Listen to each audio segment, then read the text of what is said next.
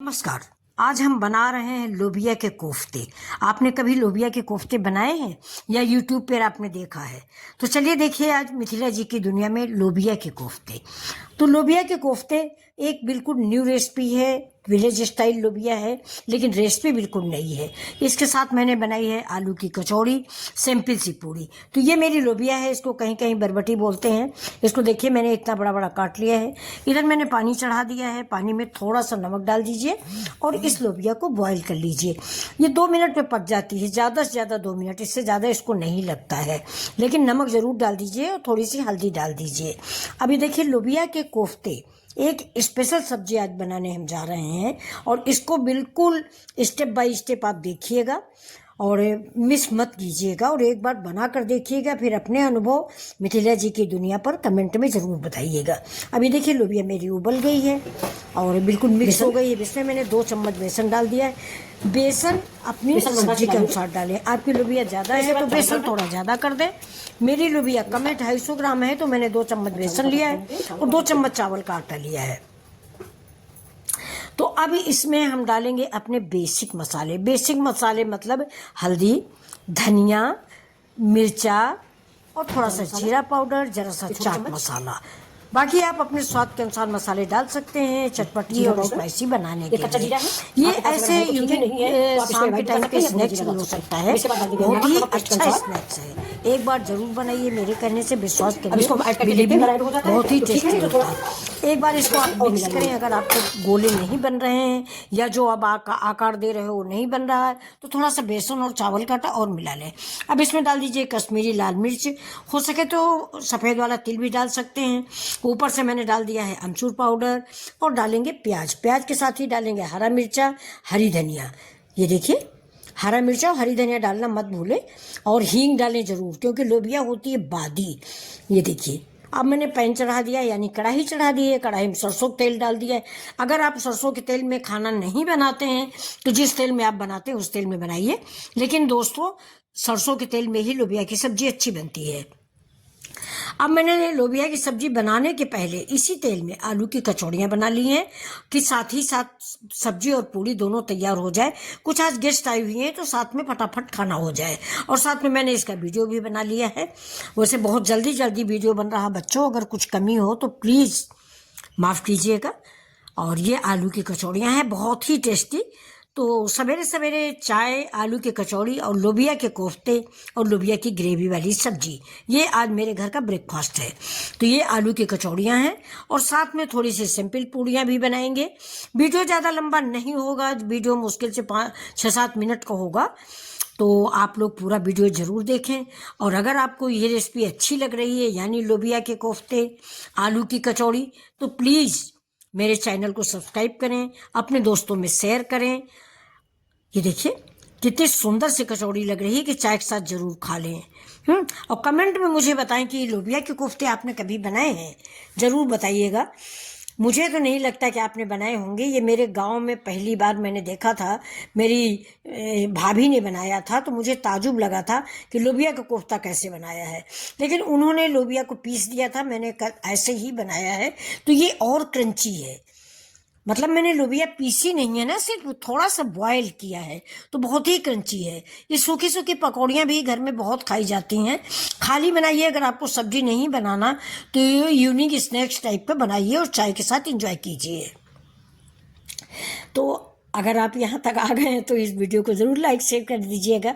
बड़ी मेहनत से सब्जी बनाई है और सब बड़ी मेहनत से स्नैक्स बनाया है। तो बच्चों आप लोग बताना कि ये रेसिपी आपको कैसी लग रही है। ये देखिए, और इसको पलटने में कोई प्रॉब्लम नहीं आती। सीधे से डाल दीजिए और सीधे से, कुछ भी आपको सैलरी नहीं लगानी, बेसन में डुबोना नहीं है, चावल के आटे में डुबोना नहीं है।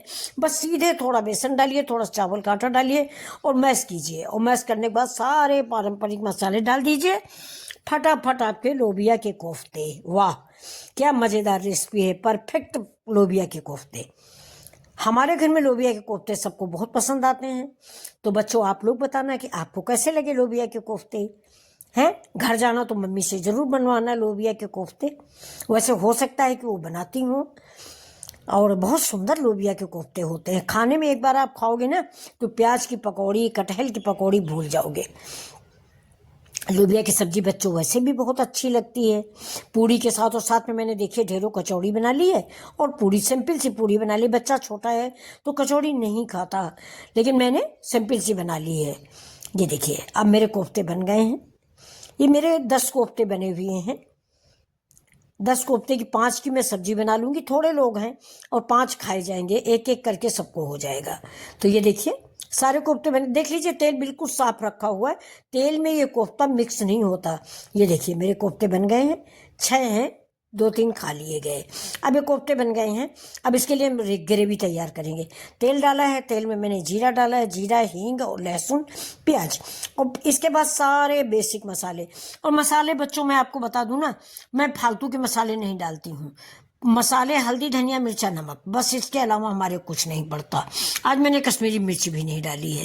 हमारी हल्दी धनिया वैसे ही इतनी अच्छी होती है कि हमको अन्य मसालों की ज़रूरत ही नहीं है। छोला मसाला, पनीर मसाला, राजमा मसाला, इसकी क्या ज़रूरत है। हमारे पूर्वज हल्दी धनिया मिर्चा से ही स्वादिष्ट सब्जियां बनाते थे कि कटहल बनता था तो पूरे गांव में महक जाता था। आप लोग कभी अपने माँ दादी से बात कीजिएगा कि अब के कटहल का स्वाद और तब के कटहल के स्वाद में कितना बड़ा फर्क था।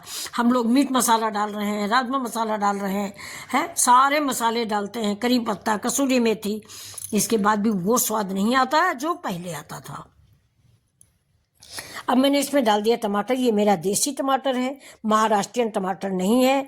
ये मैंने 3 टमाटर छोटे छोटे डाले हैं। ये खट्टे होते हैं तो आपको सब्जी में हल्का सा खट्टे का भी ट्विस्ट आएगा।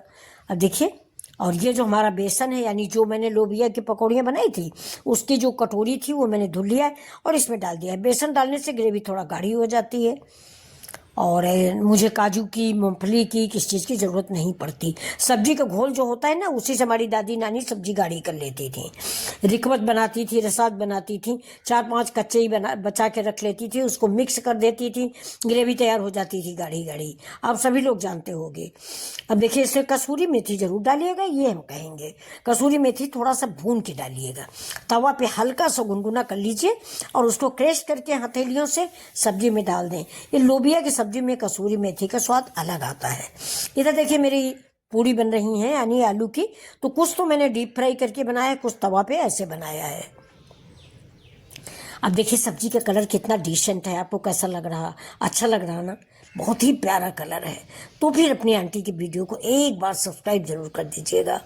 और बच्चों, अगर आप सब्सक्राइब कर लेते हो तो अनसब्सक्राइब मत किया करिए। बड़ा दुख होता है देख के कि कल आपने सब्सक्राइब किया, आज आपने अनसब्सक्राइब कर दिया, तो अच्छा नहीं लगता ना। एक बार आप सब्सक्राइब करें तो सब्सक्राइब रखें।